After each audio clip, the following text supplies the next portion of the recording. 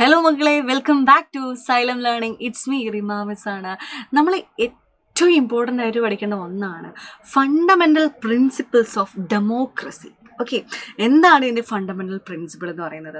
Yes, ഒരു ജനാധിപത്യം അല്ലെ, എങ്ങനെയാണ് ഡെമോക്രസി നമുക്ക് കൊണ്ടുവരാൻ പറ്റുന്നത്? എങ്ങനെയൊക്കെയാണ്? യെസ്, അത് നോക്കാം. ഈക്വാലിറ്റി വേണം അല്ലേ? എന്താണ്? യെസ്, എല്ലാവരും എന്താണ്? നിയമത്തിന് മുമ്പിൽ സമന്മാരാണ് അല്ലേ? In democracy means that every person has to right to be treated equally. എല്ലാവരുടെയും റൈറ്റ് ആണ്. എല്ലാ മേഖലയിലും എല്ലാത്തിനും എന്താണ് നമ്മൾ ഈക്വലി ആയിട്ട് എല്ലാവരും എന്താണ് നമ്മളെ ഈക്വലി ട്രീറ്റ് ചെയ്യണം നമ്മൾ ആഗ്രഹിക്കുന്നുണ്ടാവില്ലേ? It also means that everyone should have equal access to facility. ഇത് മെയിനായിട്ട് പറയുന്നത് എന്താണ്? എല്ലാവർക്കും എന്താണ് ഈക്വൽ ആയിട്ട് എന്താണ് ആ ഫെസിലിറ്റീസ് ലഭിക്കണം അല്ലേ? എന്തിൻ്റെയൊക്കെ എഡ്യൂക്കേഷൻ്റെ കാര്യമാണെങ്കിലും ഹെൽത്തിൻ്റെ കാര്യം, ആരോഗ്യത്തിൻ്റെ കാര്യമാണെങ്കിലും എല്ലാവരും എന്താണ് നിയമത്തിന് മുമ്പിൽ ലോൻ്റെ അണ്ടറിൽ എന്താണ് യെസ് ഈക്വൽ ആണ്, സമന്മാരാണ്. അവിടെ യാതൊരു തരത്തിലുള്ള എന്താണ് മാറ്റവും വരാൻ പറ്റില്ല. എല്ലാവരും എന്താണ് നിയമത്തിന് മുമ്പിൽ സമന്മാരാണ്. ഓക്കെ, മറ്റൊന്ന് ഫ്രീഡം. ഓക്കെ, അടുത്ത പ്രിൻസിപ്പിൾ ആണ് ഫ്രീഡം എന്ന് പറയുന്നത്. In democracy means that citizens have to right to make their own choice and express their opinions. നമുക്ക് എല്ലാത്തിനുള്ള ഫ്രീഡം, നമ്മുടെ ഒപ്പീനിയൻസിലെ നമ്മുടെ അഭിപ്രായങ്ങൾ, നമ്മുടെ അഭിപ്രായ സ്വാതന്ത്ര്യം നമുക്കുണ്ട്. നമുക്ക് ഇഷ്ടമുള്ള എന്താണ് ഫുഡ് കഴിക്കാം, ഇഷ്ടമുള്ള സ്ഥലത്ത് യാത്ര ചെയ്യാം, ഇഷ്ടമുള്ളിടത്ത് എന്തായിരുന്നു ജോലി ചെയ്യാം, ഇഷ്ടമുള്ള അസോസിയേഷനെ സംഘടിപ്പിക്കാം. ഇതൊക്കെ എന്താണ് നമുക്ക് നമ്മുടെ കോൺസ്റ്റിറ്റ്യൂഷൻ തന്നിട്ടുണ്ട് അല്ലേ? അപ്പോൾ എന്താണ് നമുക്ക് നമ്മുടെ ഒപ്പീനിയൻസ് എക്സ്പ്രസ് ചെയ്യാനുള്ള റൈറ്റ് നമുക്കുണ്ട്.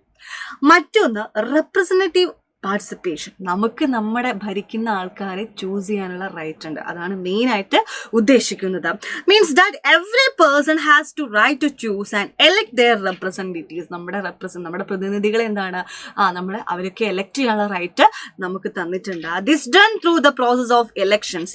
അതായത് elected representative become the part of legislature.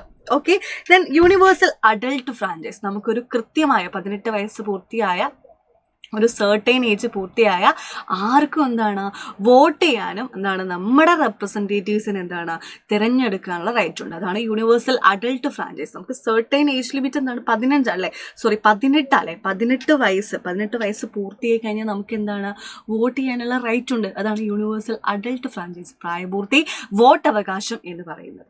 Okay, മറ്റൊന്ന് ഫണ്ടമെന്റൽ റൈറ്റ്സ്. നമ്മുടെ കോൺസ്റ്റിറ്റ്യൂഷൻ നമുക്ക് നിർബന്ധമായിട്ടും നമുക്ക് ഇതെന്തായാലും നമുക്ക് ലഭിക്കേണ്ട അവകാശങ്ങളാണ് ഫണ്ടമെന്റൽ റൈറ്റ്സ്. ഒരുപാടുണ്ടല്ലേ? Right to freedom, right to equality, right to freedom of religion, ഇഷ്ടമുള്ള മതത്തിൽ വിശ്വസിക്കാം, right to education, right to constitutional remedies.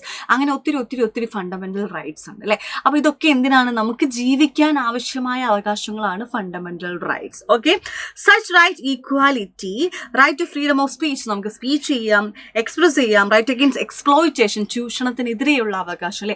ഇത് ബാലവേല, മനുഷ്യനെ കച്ചവട ചരക്കാക്കി വെക്കുക, അതൊക്കെ അല്ലേ? അതിനൊക്കെ